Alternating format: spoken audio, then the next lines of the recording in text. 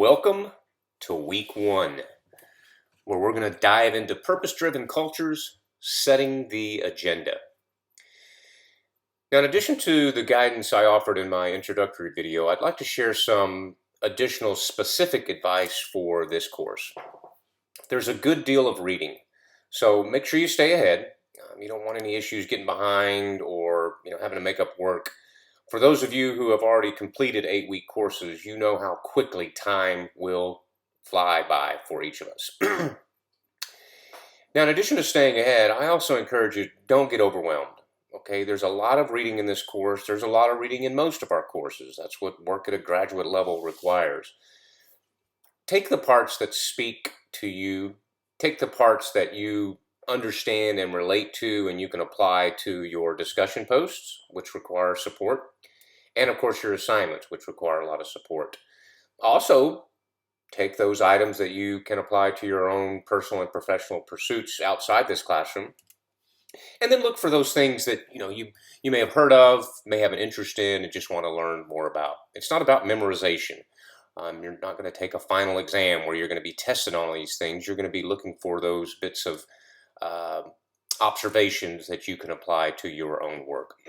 Now this week we're going to be reading from section 1 from one of our texts, the text entitled Inside an Organization, Perspectives on Employee Communication. There are 4 other additional readings that I'll let you dive into on your own, but here's some thoughts from our text, section 1. I like that the author starts with this quote.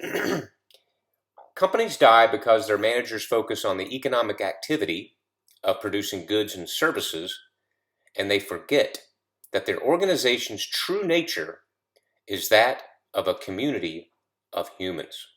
Happens all the time. We claim employees are our most important asset. Employees are priority 1.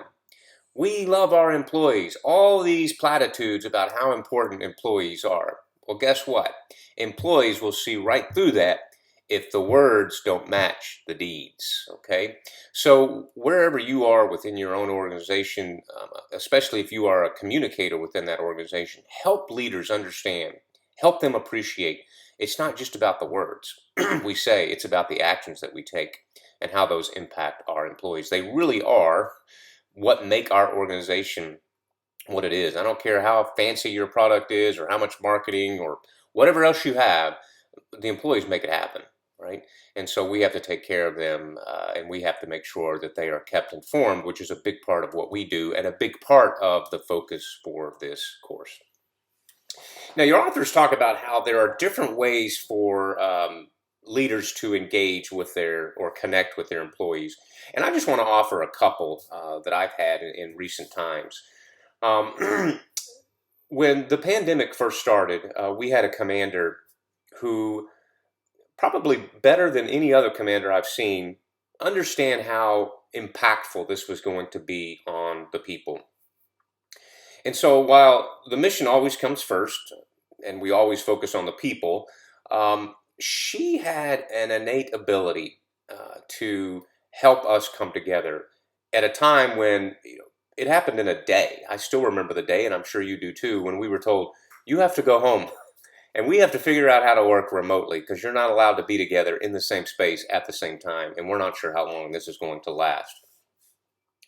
And so as we worked our way through that, the Zoom and then the Google Meet and then the Teams and all these other conference calls, all these ways that we were going to have to work remotely, this commander understood and appreciated what an impact that had. And she also understood what an impact our not being together would have. We had, at the time, 2 single sailors, and they were living in the dorm. Actually, one of them was living in the barracks or dorm, whatever you want to call it, and another one was living in a house. They were all alone. They didn't have families with them. They're young sailors. And even the rest of us, we're used to interacting with one another, and we didn't have that. And so she did a couple of things that I'll note. She did a lot of things, but these are 2 that I'll note. One, she sent out an email every single night. Every night. It was a very personal email, and it wasn't about the work we were doing unless it was an opportunity to brag on some of the work that was being done. And she asked people to send her photographs, and it might be a photograph of a loved one or a child or other family member. Often it was a photo of your work setup right when we first started this. Sometimes it was a picture of your pets. Maybe it was a picture of a vacation you were going to take when we were through the pandemic. It didn't matter. She would share a photo with her email every night as a word of encouragement. And then normally we have a weekly meeting for the all hands staff, and we have 2 department head meetings throughout the week. And we're there to report out on what we're doing, a typical meeting that you're all familiar with. But when it came her time, which is she's the last person to speak as the commander, she would rarely ask questions about the work, and she would often ask questions about individual things that have absolutely nothing to do with our job, such as, what book are you currently reading? What's your favorite kind of music? What kind of artwork do you have in your home? Things that are, what's your favorite sports team? All these things that have nothing to do with work, but that we would probably talk about, on a normal daily basis around the water cooler. She had a way to bring that out in us. Now, she departed about halfway through the pandemic. It was her time to rotate. She retired from the Navy. And we got a new commander in. Totally different style. He wasn't into nightly emails or, those kind of personal questions, although he was a very personal person. And he had the benefit of, we were starting to come out of the pandemic. In other words, we were, I think, at 50% manning. So, we could have half the staff in on any given day. And we worked through that. But we were also allowed to get together in an outdoor environment, as long as we were able to do so safely. And so he created these events where we would get together and play like disc golf or, walk a park or any of these things that again, it has nothing to do with work, but it takes an hour or two, gets everybody together. Sometimes we would, have a little picnic afterwards when it became safe to do so. And guess what? Even though we're all back in the office now, pretty much full time, we do have liberal telework available, but just about every day, all of us are there. He still continues that. Every couple of months or so, we'll have what he calls a team building exercise, and we'll go out and do that. That's important. That's connecting employees. So I share those 2 examples with you. Perhaps you have examples of your own. Okay, moving along. There's a section entitled The Value of Saying Thank You. And when I read that section, I was reminded of an adage that I try to share with my employees, and it is this: never underestimate the importance or the value of a simple thank you. Along with that, a simple please. We learn these in kindergarten, right? Please and thank you.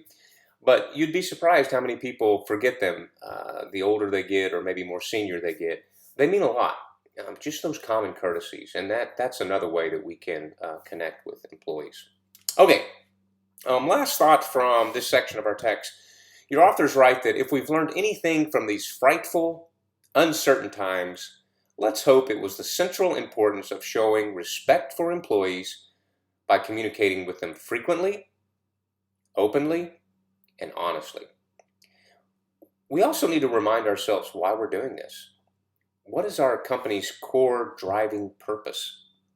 It's a truth that applies not just in the bad times, but in the boom times as well.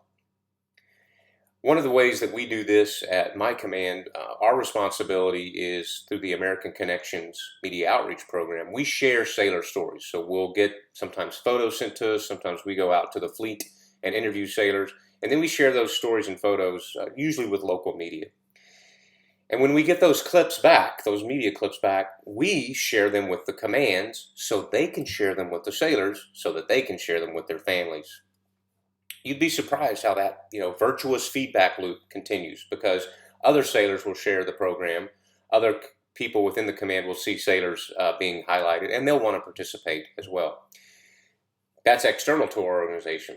I also like to share those clips and feedback within our organization because it reminds our employees why they do what they do.